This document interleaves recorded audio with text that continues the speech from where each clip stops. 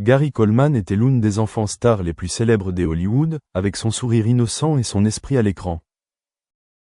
Mais derrière l'éclat de sa carrière, il a fait face à une vie pleine de malheurs, de graves problèmes de santé, de conflits financiers et à une histoire d'amour orageuse. Son mariage de courte durée avec Shannon Price et les tragédies qui ont continué à se produire dans sa vie ont conduit beaucoup de gens à croire que Gary Coleman a vécu dans une profonde tristesse pour le reste de sa vie. Gary Coleman est né en 1968 et adopté par Edmonia Sue et W.G. Coleman. Il est devenu célèbre étant enfant pour son rôle des Arnold Jackson dans la sitcom Diff'rent Strokes, 1978 à 1986. Ce rôle a fait de lui une icône de la culture pop, avec le slogan « De quoi parles-tu, Willis ?» des échos à travers les décennies. Cependant, malgré les millions de dollars qu'il gagnait lorsqu'il était enfant, la vie de Coleman n'était pas un lit de roses. Il souffrait d'une grave maladie rénale depuis son enfance, ce qui empêchait son corps de grandir normalement et nécessitait de nombreuses interventions chirurgicales. Il mesurait seulement environ 1,42 mètres, une limitation de taille qui a affecté sa carrière à l'âge adulte. Bien qu'il soit l'une des enfants stars les mieux payés des Hollywood, Coleman n'a pas pu profiter de tout son argent. Ses parents adoptifs auraient géré et dépensé une grande partie de cet argent, le laissant dans une situation financière difficile à l'âge adulte. Il les a même poursuivis en justice en 1989 et a obtenu un règlement, mais le montant ne pouvait pas compenser les blessures qu'il avait subies. Gary Coleman n'a pas de chance en amour. Son seul mariage avec Shannon Price fut une histoire de controverse et de tragédie. Les deux se sont rencontrés en 2007 sur le tournage du film Church Ball et sont rapidement passés au mariage. Cependant, 1 an plus tard, ils ont divorcé. Leur relation était remplie de conflits et de violences. Shannon Price a été accusée d'avoir agressé Gary lors de disputes. Malgré le divorce, les deux ont continué à vivre ensemble, ce qui a donné lieu à de nombreuses disputes et à des conflits prolongés. Il existe de nombreuses sources selon lesquelles Shannon aurait utilisé Coleman pour de l'argent, mais lui-même a quand même essayé de maintenir cette relation. Ce qui s'est passé ensuite a rendu le public encore plus méfiant quant à leur relation. En 2010, Gary Coleman est décédé après une chute à son domicile, entraînant un grave traumatisme crânien. Shannon Price a décidé de lui retirer son tube respiratoire, une décision controversée car beaucoup pensaient qu'il aurait pu guérir avec un traitement continu. Après la mort de Coleman, Shannon Price a tenté de réclamer sa succession, malgré son divorce en 2008. Cette action a soulevé de nombreuses questions sur ses véritables motivations pour sa relation avec Coleman. Depuis sa naissance, Gary Coleman lutte contre une maladie rénale.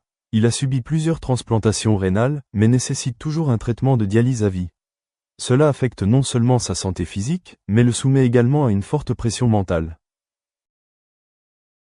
La maladie lui a laissé un anisme, ce qui a rendu sa carrière difficile à l'âge adulte. Il n'a pas pu trouver les grands rôles qu'il avait eus étant enfant, ce qui l'a conduit à une crise financière et à une dépression. Ses problèmes de santé sont devenus de plus en plus graves à mesure qu'il avançait en âge. Il souffrait de douleurs prolongées et devenait progressivement plus isolé. Cela a encore aggravé les problèmes psychologiques dont il souffrait depuis son enfance. En repensant à la vie de Gary Coleman, on peut constater que sa plus grande tristesse n'était pas seulement la maladie ou les finances, mais aussi la solitude et la trahison de ceux en qui il avait confiance. Il était autrefois une étoile brillante, mais il a été exploité financièrement par ses parents adoptifs. Il aspire à être aimé mais se retrouve dans un mariage malheureux avec Shannon Price. Il a lutté contre la maladie toute sa vie, mais il est mort seul et dans la controverse. Bien qu'il ait fait rire des millions de personnes lorsqu'il était enfant, la vie de Gary Coleman a été une série interminable de tragédies. Il a admis un jour, dans ces dernières années, qu'il ne croyait plus à l'amour ni au bonheur, car tout autour de lui était devenu un cycle de trahison et de souffrance. Gary Coleman témoigne des dures réalités de l'industrie du divertissement. Il était autrefois un enfant star aimé du monde entier, mais il est finalement décédé seul et pauvre. Son histoire est un avertissement sur les pressions auxquelles sont confrontés les jeunes acteurs, sur les relations calculatrices dans le show business et sur la fragilité des êtres humains lorsque personne ne les aime vraiment de manière inconditionnelle. Bien qu'il soit une star célèbre depuis son enfance, la vie personnelle de Gary Coleman contient de nombreux secrets et recoins cachés que le public connaît rarement.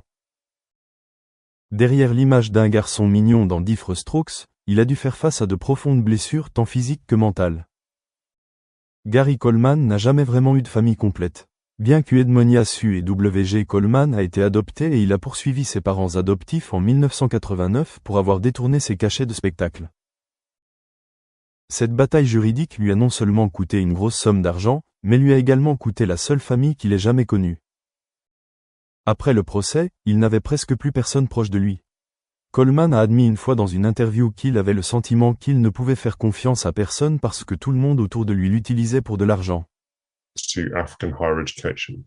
This is the latest in a global series of roundtable discussions brought to you in partnership between Times Higher Education and PwC.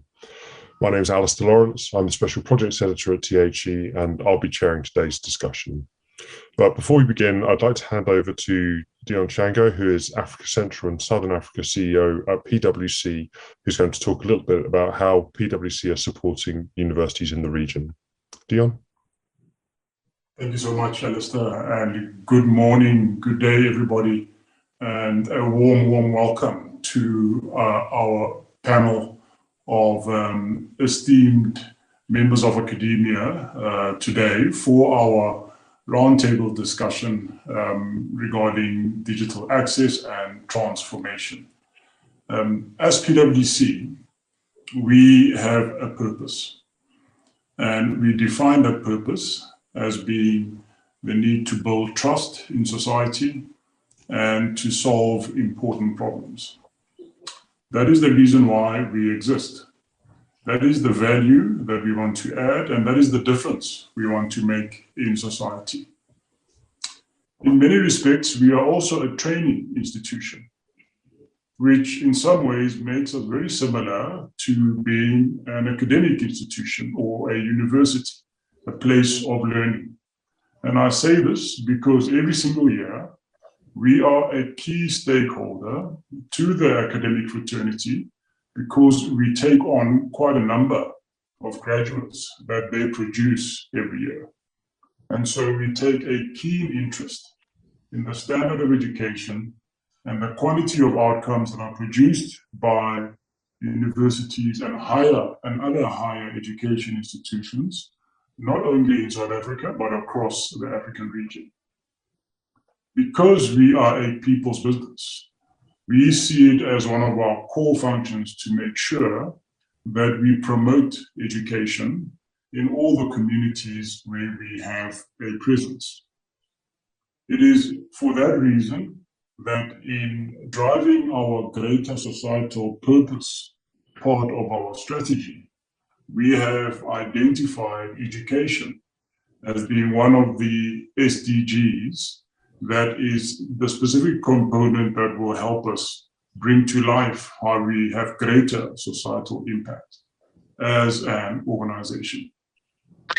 Now, in our core functions, we serve many clients, and we have a number of clients in the higher education sector. We have a proud record of being the external auditors to many universities in South Africa